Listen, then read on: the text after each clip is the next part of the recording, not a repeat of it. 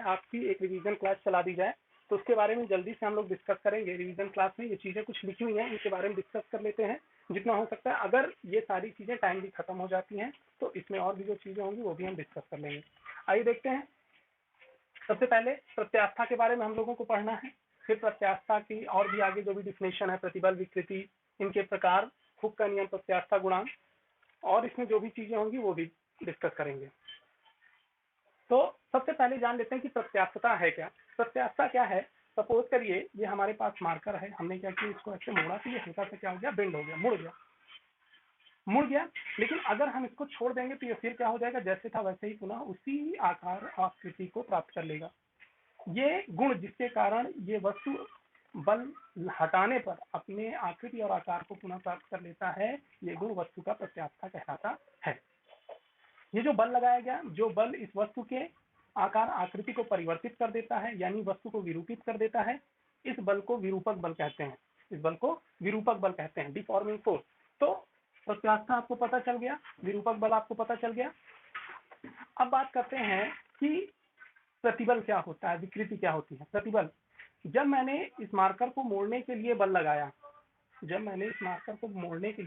या मान लीजिए कोई रॉड इस तरह से इस दीवार पर लगी हुई है और आप क्या करते हैं, इसको टेढ़ा करते हैं, तो आप जब ये इधर से फिक्स है और इधर से आपने इसको क्या किया, टेढ़ा किया, तो ये क्या होता है, कुछ इस तरह से बेंड हो जाती है। हाँ, फिक्स है, ये इस तरह से कुछ क्या होती है, बेंड होती है, मुड़ जाती है। तब होता क्या है, आपने इस पर क्या किया, नीचे की ओर बल लगाया, तो इसके अंदर यानी रॉड के अंदर इस बल लगाए गए बल के विपरीत दिशा में ऊपर की ओर क्या लगने लगता है, बल लगने लगता है। ये बल इस लगाए गए बल का प्रतिक्रिया बल होता है। लेकिन चूंकि ये अंदर है यानी आंतरिक बल है, रॉड के अंदर लगने वाला बल यानी आंतरिक बल है, तो इसको बोलते हैं आंतरिक प्रतिक्रिया बल। और यही आंतरिक प्रतिक्रिया बल क्या कहलाता है, प्रतिबल। प्रतिबल क्या है, एक छोटी सी डिफिनेशन है। प्रतिबल किसी वस्तु पर विरूपक बल लगाए जाने पर वस्तु के प्रति एकांक क्षेत्रफल पर लगने वाला आंतरिक प्रतिक्रिया बल प्रतिबल कहलाता है। प्रतिबल का जो फॉर्मूला होता है, प्रतिबल बराबर होता है F बटे में A। F बटे में A दिख रहा है सबको? प्रतिबल बराबर क्या होता है, F बटे में A। F क्या है, लगाया गया विरूपक बल, और A क्या है, क्षेत्रफल, जितने क्षेत्रफल पर ये लगाया गया। अगर आपने देखा होगा तो दाब का भी यही फॉर्मूला होता है, E बराबर F अपॉन A। तो प्रतिबल और दाब दोनों की विमाएं क्या होती हैं, सेम होती है। अगर इसकी मात्रक हमें लिखना हो तो मात्रक क्या हो जाएगा, F का मात्रक होता है न्यूटन और A का मात्रक होता है मीटर स्क्वायर। मतलब प्रतिबल का जो मात्रक होता है वो क्या होता है, न्यूटन प्रति मीटर स्क्वायर। ये हो गया प्रतिबल। प्रतिबल कितने प्रकार के होते हैं, प्रतिबल 3 प्रकार के होते हैं, अनुदैर्ध्य प्रतिबल, आयतन प्रतिबल, अपरूपण प्रतिबल। या आयतन प्रतिबल को अभिलंब प्रतिबल भी बोलते हैं। तीनों के बारे में जल्दी समझ लेते हैं। अनुदैर्ध्य प्रतिबल क्या होता है, मान लीजिए आपको किसी तार की लंबाई बढ़ानी है या उस तार की लंबाई घटानी है। लंबाई बढ़ानी है तो हम इस तरह से खींचेंगे, तानेंगे, इसको तानेंगे, तब तार के अंदर, सपोज हम इधर से भी खींच रहे हैं, इधर से भी खींच रहे हैं, तो तार अंदर से क्या करेगी, इधर की ओर खींचेगी और इधर से इधर की ओर। मतलब ये अंदर की ओर खींचेगी, हम बाहर की ओर खींचेंगे। तो अंदर की ओर खींचने वाला जो प्रतिक्रियात्मक बल होता है वो अनुदैर्ध्य प्रतिबल होता है। मतलब लंबाई के अनुदिश जब किसी तार पर आंतरिक प्रतिक्रिया बल लगता है तो उसे अनुदैर्ध्य प्रतिबल कहते हैं।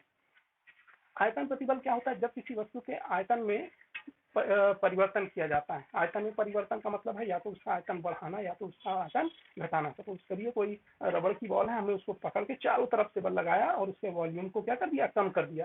तो ये जो बल लगाया गया चारों तरफ से, ये बल क्या कहलाता है। इस बल के विपरीत जो बॉल बाहर की ओर प्रतिक्रियात्मक बल लगाएगा वो प्रतिक्रियात्मक बल आयतन प्रतिक्रिया बल कहलाएगा। अनुदैर्ध्य प्रतिबल 2 प्रकार के होते हैं। अनुदैर्ध्य प्रतिबल 2 प्रकार के होते हैं। पहला तनन, दूसरा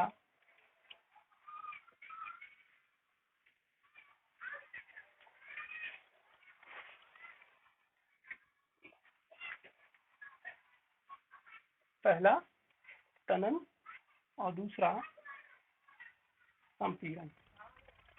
तनन तनन जब लंबाई बढ़ानी हो तो उसको खींचते हैं यानी तानते हैं, तो तनन तनन अनुदैर्घ्य प्रतिबल। और जब इसकी लंबाई घटानी हो तो हम क्या करते हैं, दबाते हैं यानी संपीड़ित करते हैं, तो संपीड़न अनुदैर्घ्य प्रतिबल। आयतन प्रतिबल मैंने आपको बता ही दिया। अपरूपण प्रतिबल क्या होता है? अपरूपण प्रतिबल को समझने के लिए हम क्या करते हैं, सपोज करिए हमारे पास एक ये बुक है, इस बुक को हमने क्या किया, यहाँ पर ऐसे रखा और यहाँ पर ऐसे रखने के बाद हमने इसको इधर की ओर खिसकाया। तो जब हमने इसको इधर की ओर खिसकाया तो अभी आप देख रहे हैं कि ये सीधा है, ये सीधा है। जब हमने इसको ऐसे करके बल लगाया तो ये क्या हो गया, टेढ़ा हो गया। ये क्या हो गया, टेढ़ा हो गया। ये जब टेढ़ा हो गया तो हम इसके पृष्ठ के स्पर्श रेखीय बल, इस बल को बोलते हैं स्पर्श रेखीय बल या टेंजेंशियल फोर्स। इस फोर्स के विपरीत यानी इस फोर्स के इसके विपरीत ये सतह पर इधर की ओर जो बल लग रहा है आंतरिक प्रतिक्रिया बल, इसे बोलते हैं अपरूपण प्रतिबल। इसे क्या बोलते हैं, अपरूपण प्रतिबल। ये हो गया अपरूपण प्रतिबल। अब बात करते हैं विकृति की। विकृति क्या है? प्रतिबल की सारी चीजें हमने समझ ली, अब जानते हैं विकृति क्या है। विकृति जब किसी भी वस्तु पर विरूपक बल लगाया जाता है, जब किसी वस्तु पर विरूपक बल लगाया जाता है तो विरूपक बल लगाए जाने पर वस्तु के विमाओं में होने वाला भिन्नात्मक परिवर्तन विकृति कहलाता है।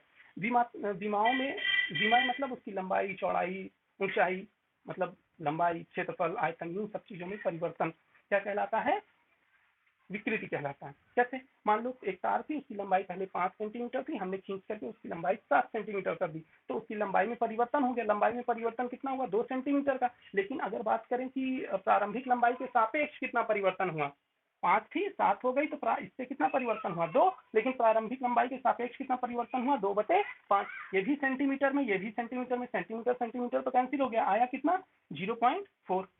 ये क्या हो गया, विकृति हो गई। अब विकृति क्या होती है, प्रारंभिक, एक छोटी सी डिफिनेशन और इसी से निकाल सकते हैं कि प्रारंभिक लंबाई के सापेक्ष या प्रारंभिक सीमा के सापेक्ष विमा में होने वाला परिवर्तन विकृति कहलाता है। विकृति बराबर क्या होता है, विकृति बराबर होता है विमा में परिवर्तन और बटे प्रारंभिक विमा। प्रारंभिक विमा विकृति। जितने प्रकार के प्रतिबल उतने प्रकार की विकृतियां भी होती हैं। 3 प्रकार के प्रतिबल तो 3 प्रकार की विकृतियां भी होती हैं। कौन कौन सी विकृतियां हैं? सबसे पहले अनुदैर्घ्य विकृति। अनुदैर्घ्य विकृति अभी मैंने आपको जो एग्जांपल बताया तार का, वो अनुदैर्घ्य विकृति का ही एग्जांपल है।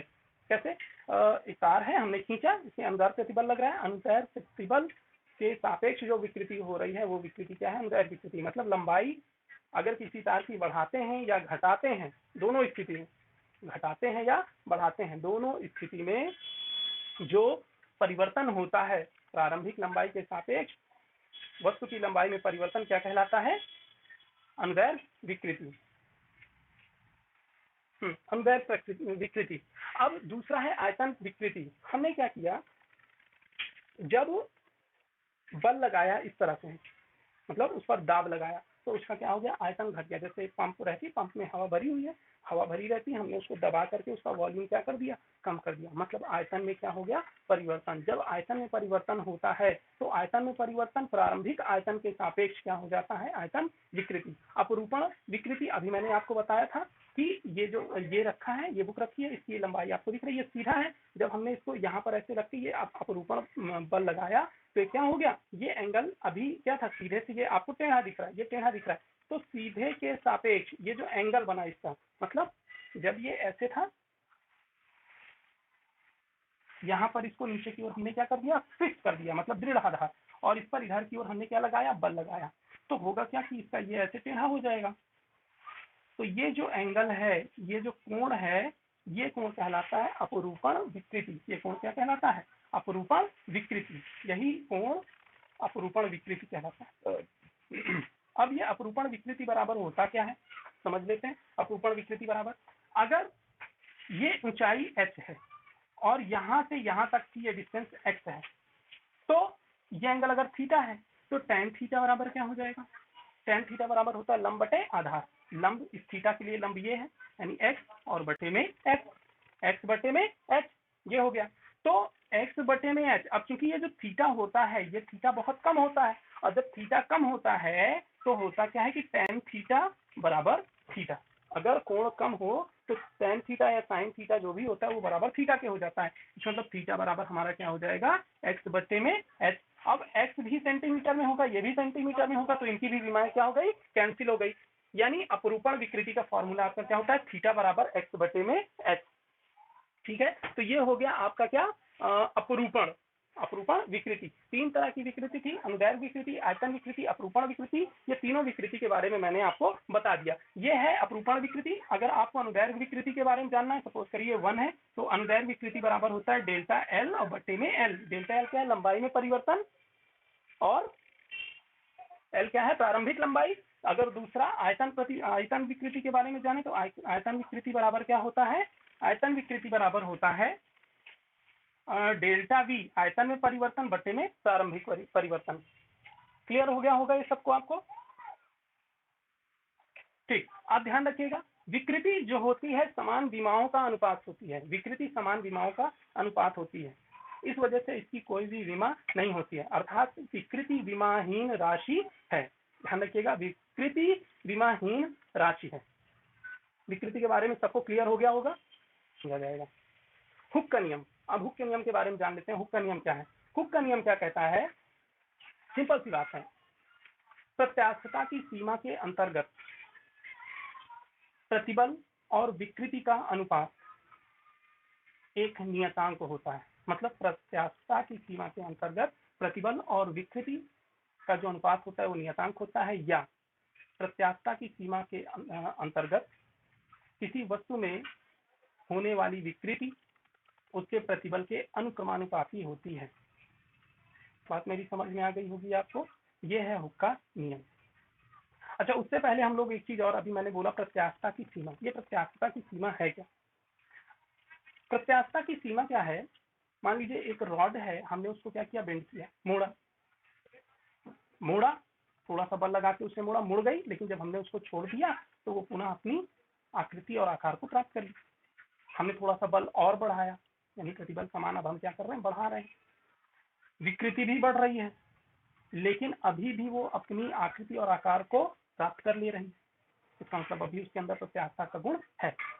फिर हमने एक सीमा के बाद बल का मान जब बढ़ाया, मान लीजिए 10 न्यूटन बल हमने लगाया, तब तक वो वस्तु बल लगाने पर जब बल हटाते थे तो वो अपनी आकृति को प्राप्त कर लेती थी।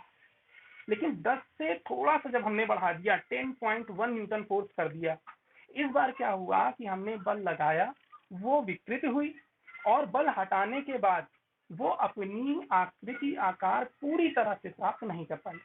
इस बार क्या हुआ, उसके आकृति आकार में परमानेंट कुछ परिवर्तन हो गया। इसका मतलब है उसने इस बार अपनी प्रत्यास्थता का गुण खो दिया।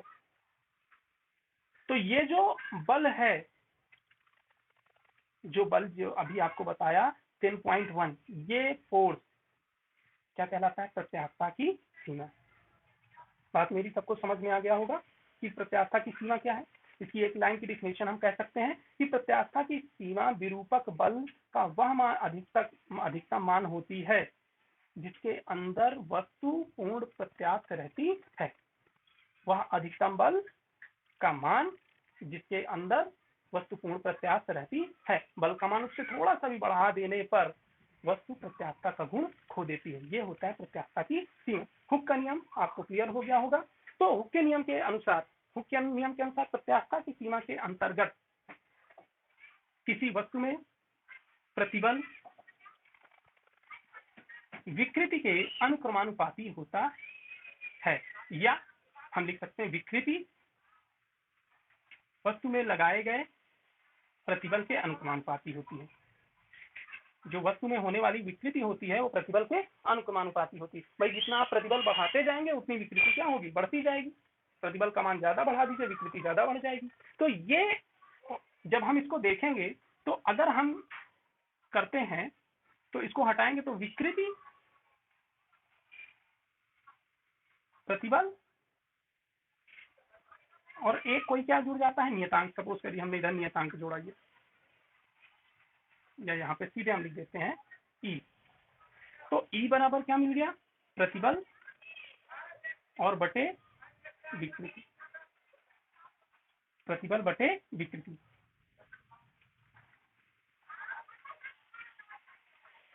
ई बराबर प्रतिबल बटे विकृति। ये जो ई आपको दिख रहा है इसे पदार्थ का,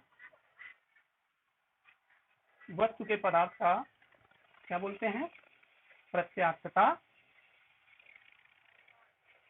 गुणांक। आई होप आप सबको ये बात समझ में आ गई होगी। इसे क्या बोलते हैं, प्रत्यास्थता गुणांक।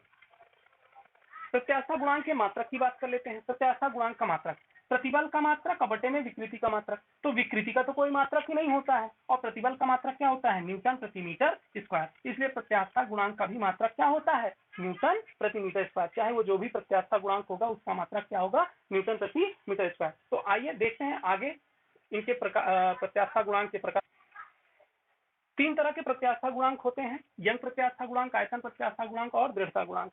यंग प्रत्यास्थता गुणांक क्या होता है, अनुदैर्घ्य प्रतिबल और अनुदैर्घ्य विकृति के अनुपात को यंग प्रत्यास्थता गुणांक कहते हैं। प्रत्यास्थता की सीमा के अंतर्गत आयतन प्रतिबल और आयतन विकृति के अनुपात को आयतन प्रत्यास्थता गुणांक कहते हैं और प्रत्यास्थता की सीमा के अंतर्गत अपरूपण प्रतिबल और अपरूपण विकृति के अनुपात को दृढ़ता गुणांक कहते हैं।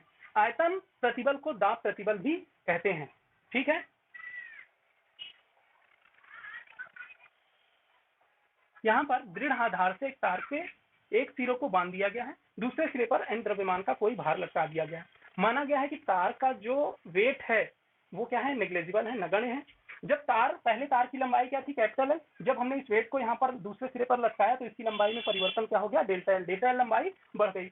तो उस स्थिति में अगर तार के अनुप्रस्थ काट की त्रिज्या, अनुप्रस्थ काट क्या होता है, सपोज करिए मार्कर है, मैंने इसको ऐसे काटा तो ये अनुप्रस्थ काट होता है। तो ये यहाँ पर आपको एक वृत्त दिख रहा है, इस वृत्त की त्रिज्या कहलाती है अनुप्रस्थ काट की त्रिज्या और इसी वृत्त का क्षेत्रफल कहलाता है अनुप्रस्थ काट क्षेत्रफल। अगर इसकी त्रिज्या स्मॉल आर है और तार की लंबाई एल है, लंबाई में परिवर्तन डेल्टा एल हुआ है, तब एफ बराबर हो गया एम जी, ए बराबर पाई आर स्क्वायर। विकृति ये है। तो आइए फॉर्मूले में रख देते हैं। तार के पदार्थ का यंग प्रत्यास्थता गुणांक बराबर हो जाएगा F upon A upon delta L upon L, यानी y बराबर यहाँ से हमें मिल जाएगा F L A delta L. एक फॉर्मूला तो हमें ये मिला, y बराबर F L upon A delta L. दूसरा जो फॉर्मूला हमें मिलने जा रहा है, f का मान रख दो एम जी एल बटे में पाई आर स्क्वायर डेल्टा एल। ये हमें दूसरा फॉर्मूला मिल गया और इसका मात्रक क्या होता है, न्यूटन प्रति मीटर स्क्वायर। ये हो गया तार के पदार्थ का यंग प्रत्यास्थता गुणांक। सिंपल सा फॉर्मूला है, आप नोट कर लीजिए इसको।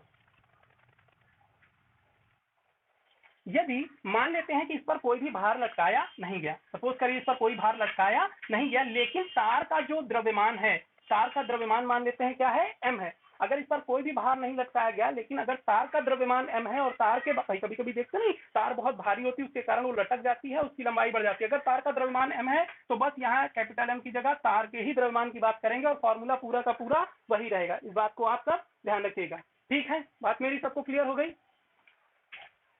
चलिए ठीक, आज की क्लास आपकी यहीं तक है और नेक्स्ट में जो भी होगा हम उसके आगे डिस्कस करेंगे।